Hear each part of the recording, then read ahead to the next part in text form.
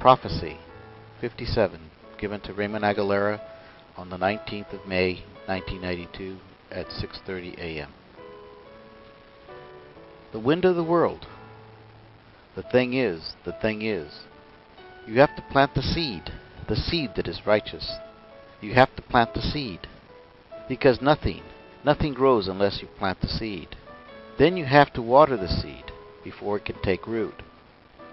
Use your minds, my children, the righteous mind, the clean mind, the mind of Jesus Christ of Nazareth. Plant the seeds through the whole earth. To plant it is your whole garden. You have to plant the seeds if you want your brother, your sister, your mother, your father to come to heaven. Sometimes it's difficult, sometimes it's easy, sometimes it's painful, but without the seed, nothing will grow. The time and the hour of planting for this generation must begin today, and as rapidly as you can, for you're still running towards that cliff as rapidly as you can. It is there, it is there. Every step you take is one day closer to the abyss. If you love your brother and you love your sister, and if you love your child, plant the seed. Plant the seed. The Holy Spirit will help you water it, but somebody has to plant the seed. Plant the seed. The planet Earth is a big garden. The harvest is big only if you plant the seed. Become a gardener. Become a planter of seeds, and your reward in heaven will be great, for you reap what you sow. The time of the tongue is over. The time of action is now. Don't go through the motions. Do it. Do it for Christ. Do it for the Holy Spirit. Do it for me, Jehovah. For I will put my finger on you, and you will multiply beyond your wildest dreams. For everyone that I touch will grow beyond your comprehension, and I will change you, but you have to do it on your own. I will not coerce you. I will not do a thing, but guide you. I want you to freely love me, to the best of your ability. To the best of your ability. I don't expect any more than you can do at the stage that you're at. I watch the little things. I see even the things you don't take into consideration when you hug the child, when you take care of the elderly, when you look after the sick, or just when you look at somebody and you smile. And your smile says, "Brother, sister, I love you." But the smile of meaning, not the smile of camouflage. For I look through the garbage, down deep to the root of your heart, and I know the sincerity of the smile. For there is a lot of good there that is hidden under all that garbage and the burden that the enemy has put upon you. If you reach for me in the slightest manner, I will be there to remove the garbage. I will deliver you. You don't even have to say you're trying, because I already know what's in your heart. For your heart is what I see, and the intention of the heart. The potential of the heart I know, for I made it. There's nothing about you I do not know. I've been trying to save you for thousands of years, for I sent my Son. I'm doing everything that can be done, for the hour and the day is as close as your nose.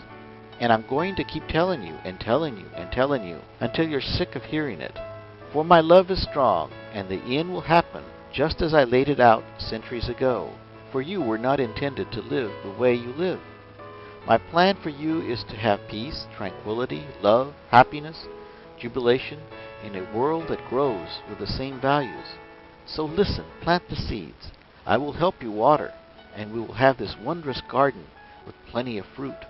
We want fruit.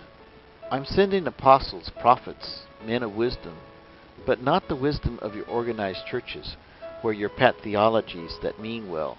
Everyone is going their own way. There's no unity. There's only one God, Jehovah, Jesus Christ of Nazareth, and the Holy Spirit. That probably overwhelms you non-Christians, even some of you Christians, that statement itself. But I'll explain it to you in heaven. So reach out for me, and you'll learn the meaning of the Father, the Son, and the Holy Spirit. That should be an incentive in itself, for without us, you have nothing. You're going to reach a time where the tire has to meet the road, where you are going to have to drive up or off the road. I want you to try something for me. I want you to try it with somebody that you know, then try it with somebody you don't know. Look them in the eye, smile with that face from ear to ear, and with the love of your heart, tell the friend, I love you. Jesus Christ loves you. Peace be with you, my brother, my sister. And say it with meaning and sincerity. Then try it with a stranger, and look at the wondrous things that will happen. At first they'll think you're weird, but keep doing it, and they'll see that your heart is sincere. But when you do it, don't do it to show off. Don't do it for pride. Don't do it to be selfish, to make people think that you're somebody. For it turns them off. For they're not stupid. They see through your games, even though you don't think they do. Because no one's blind but you. But mean it, and you'll notice that you'll have planted a seed, and that seed will grow. You have to learn to humble yourself. And I don't mean for appearance sake. I mean down in the soul. I'm sorry to say that a lot of my leaders of my flock have gone astray, to the point that there's so many different religions. There is bitterness and fighting.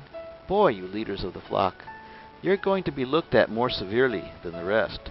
For most of you started out with good intentions, and the enemy came in and attacked, and the pride and the ego led you astray. The money, the glory belongs to me. The praises belong to me.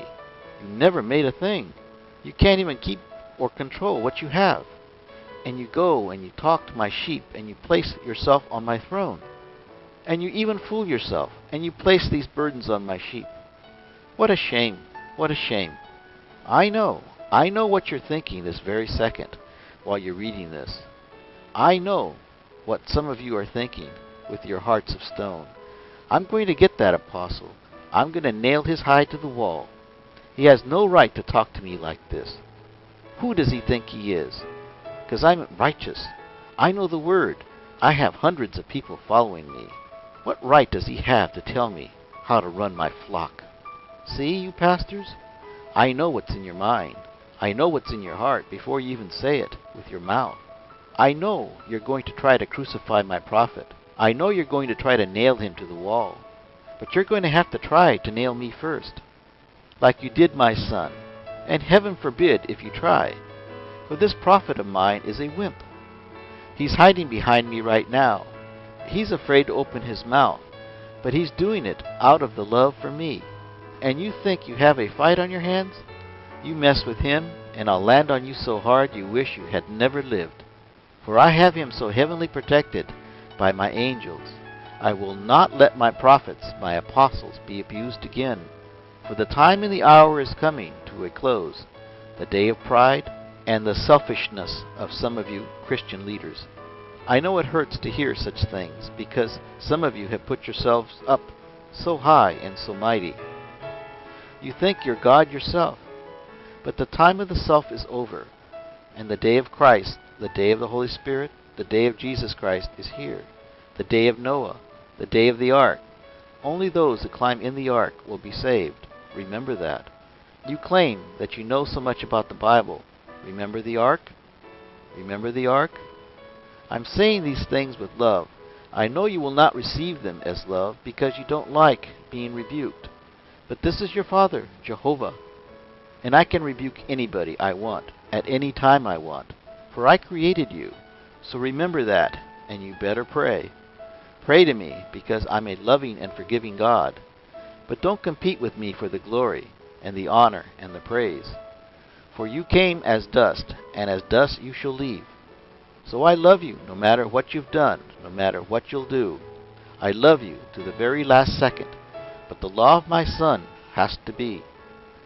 This has been planned for thousands of years, as the crow crows in the morning to begin a new day.